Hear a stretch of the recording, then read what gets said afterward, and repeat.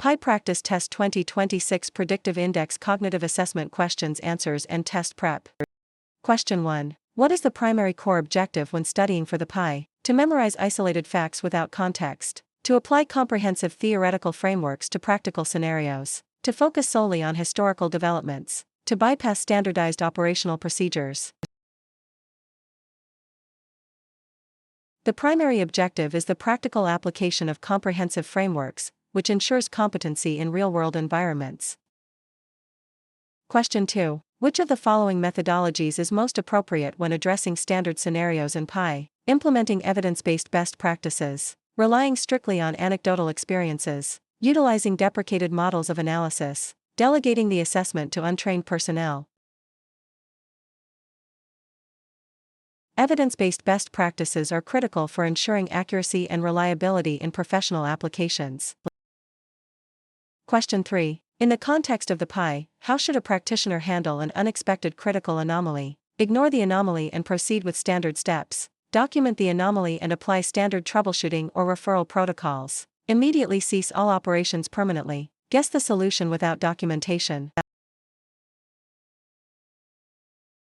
Proper documentation and adherence to troubleshooting/referral protocols ensure safety and compliance. Question 4. Which concept forms the foundational baseline for the Pi framework? Ethical compliance and standardized operational guidelines, subjective interpretation of empirical data, unregulated experimentation, outdated legacy systems management.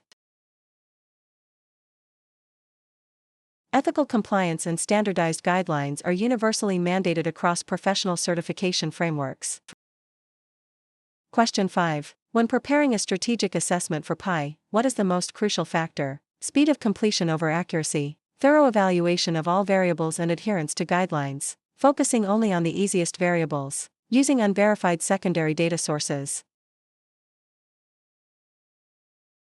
Thorough evaluation ensures all factors are considered, minimizing risk and ensuring comprehensive results.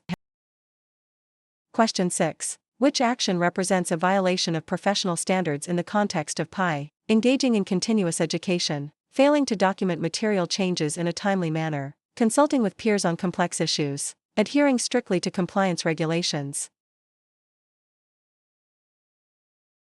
Failure to document material changes violates transparency and accountability standards expected in the profession.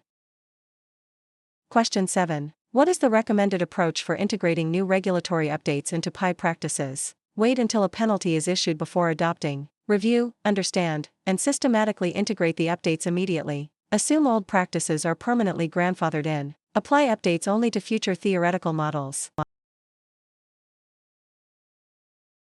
Proactive integration of regulatory updates ensures continuous compliance and professional efficacy. Question 8. Which diagnostic or evaluative tool is typically prioritized within the Pi domain? The most recent standardized empirical assessment tool, tools developed prior to 1980, uncalibrated proprietary software, word-of-mouth qualitative surveys exclusively. Standardized empirical assessment tools provide the most reliable, valid, and legally defensible data. Question 9. In relation to Pi, how is quality assurance best maintained? Through sporadic, unannounced external audits only, via consistent, systematic internal reviews and adherence to protocols, by assigning QA to the newest team member, by ignoring minor deviations from the standard.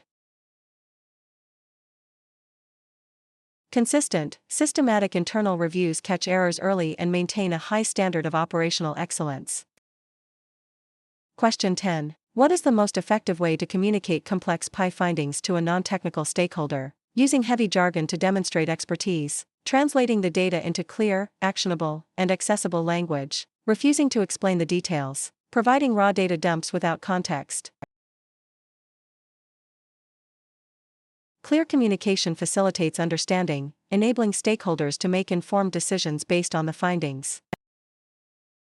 Question 11. When a standard protocol in Pi contradicts a specific situational variable, what is the best course of action? Blindly follow the standard protocol regardless of outcome. Evaluate the risk, document the rationale for any deviation, and consult supervisors. Abandon all protocols entirely. Apply a protocol from an unrelated field. Professional judgment requires evaluating risks, documenting necessary deviations, and seeking appropriate consultation. Question 12. Which of the following best describes the ethical obligation associated with PI? Maximizing personal gain through restricted knowledge, ensuring confidentiality, integrity, and professional competence, sharing sensitive data publicly for peer review, only following ethics when legally compelled. Confidentiality, integrity, and professional competence are the pillars of professional ethical obligations. Question 13. What role does continuous improvement play in the PI sector? It is an optional enhancement for advanced practitioners. It is a mandatory ongoing process to adapt to evolving standards. It is solely the responsibility of regulatory bodies. It is irrelevant once initial certification is achieved. Evolving standards and new discoveries necessitate continuous improvement to maintain professional competence. Question 14. Identify the most common source of systemic failure within PI applications. Over-reliance on standardized procedures, lack of proper communication and inadequate documentation, excessive training and preparation, strict adherence to safety protocols. Communication breakdowns and poor documentation frequently lead to compounded errors and systemic failures. Question 15. When evaluating a case study related to PI, what is the first analytical step? Recommending a final solution, identifying the core problem and gathering relevant baseline data, drafting a summary report, implementing a temporary fix.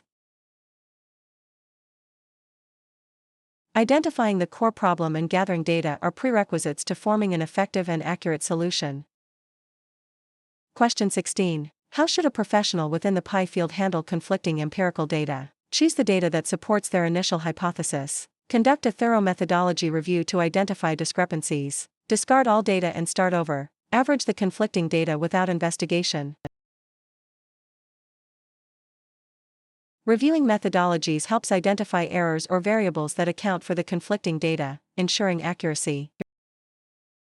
Question 17. Which of the following indicates a high level of proficiency in PI? The ability to perform tasks without any pre-planning, the capacity to synthesize complex information and anticipate potential outcomes, relying exclusively on reference manuals for routine tasks, working faster than peers regardless of error rates. Synthesizing information and anticipating outcomes demonstrates a deep understanding and mastery of the subject matter. Question 18. What is the principal benefit of standardizing terminology within the PI profession? It makes the field exclusive and difficult to enter. It ensures clear, unambiguous communication across different entities. It allows for looser interpretation of rules. It eliminates the need for further education. Standardized terminology prevents misunderstandings and ensures that all professionals are operating with the same definitions. Question 19. In a high-stress scenario involving PI, what is the key to successful management? Panic and immediate delegation of all responsibilities, maintaining situational awareness and methodical application of protocols, focusing on a single minor detail until it is resolved, ignoring safety measures to save time. Situational awareness and methodical protocol application maintain control and ensure safe, effective outcomes under pressure. Question 20. What is the ultimate goal of mastering the principles of PI? To achieve a static state of knowledge, to deliver optimal outcomes while minimizing risk and maximizing efficiency, to surpass peers in theoretical debates, to transition to an entirely different career field. Optimal outcomes, risk minimization, and high efficiency are the universal goals of professional mastery and certification.